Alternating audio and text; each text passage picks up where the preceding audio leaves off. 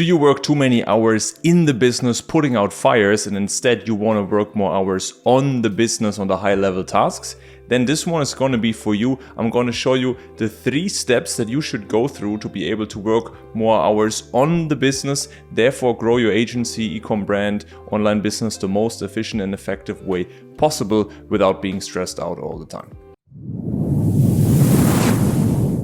This is Kilian, and after working with countless agency owners, e-com brand owners and other online entrepreneurs in the past 5 years, I can tell you this is one of the main struggle of founders and owners, is that they want to get out of that daily hustle, out of those operations, out of putting out fires all the time and reacting to those emergencies, react to these unforeseen things. People want something happened, and then you can't put in that deep work that would be necessary. What are the main things you need to do in order to get more out of the operations and increase the time you work on the business instead?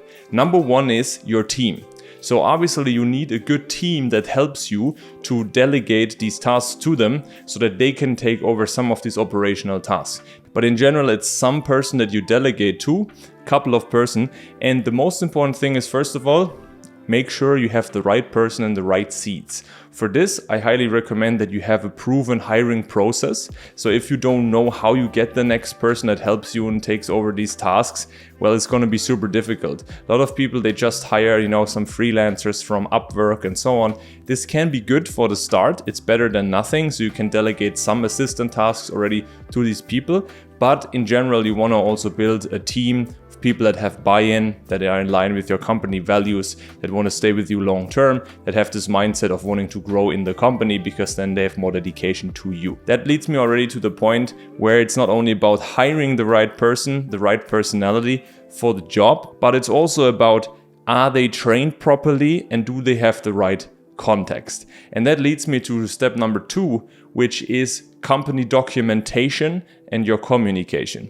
Now, I see this a lot with many agencies, also e-com brands and other businesses that have big teams already, let's say 15, 20 or even 30 and more people. And what happens there is that a lot of the times there is a lot of chaos. Structures and SOPs are not really built out. And then obviously, if something happens, then they always run to the founder and ask him what they should do. And this is a problem, because then you have to put out all the fires, react to emergencies, while instead what you should do is you should document when something happens, record a Loom video on it, and then create an SOP library out of this. So anytime in the future, if something happens again, they already have something where they can find it and troubleshoot it potentially themselves. So you don't have to do this always, and step by step, this frees up more time.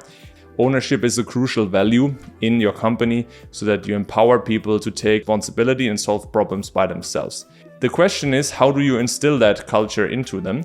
Well, first of all, you reward them and give them a shout out if they do something that you encourage. But on the other hand, when you have an onboarding, you directly want to have a smooth onboarding process, onboarding checklist and courses where you show them exactly what your values are, what your company expectations are, the communication expectations, the standards you have, what is expected in the morning, evening report, during the day when you are available, clearly stating that you won't be available as the founder at 7 a.m. in the morning, so that you feel the need to directly check everything.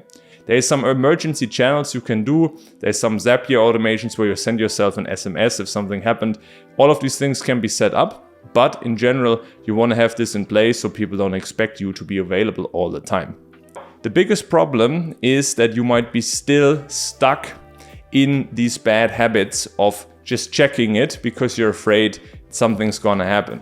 And that goes back to your screen time habits. All right. I'm curious, by the way, guys, comment below in the comments here. How is it for you? When do you usually check your communication channels the first time? Do you already check in directly in the morning? Is it for you more like later during the day? How do you handle the communication and the check-ins inside your business? Comment below, curious of what you guys are saying. I'm reading all of those. If you check all those messages directly in the morning, is that you're gonna be very distracted right from the start. And then doing that deep work later in the day is usually very unlikely, because your focus is all over the place and these tasks are usually more challenging. You need focus, and ideally you do that, you wake up, You have a morning focus that depends also on the habits. And then you transition directly into the deep work without checking anything first. That's what I recommend totally. That's step number 3. These are your morning habits and the habits of you in general. And the final and most important tip I want to give you is tracking. Because only what you measure gets managed, right? There's this famous saying. So what we do with our clients, for example, we help them track how many hours do you spend this month and every week on average on the business versus in the business or on distractions.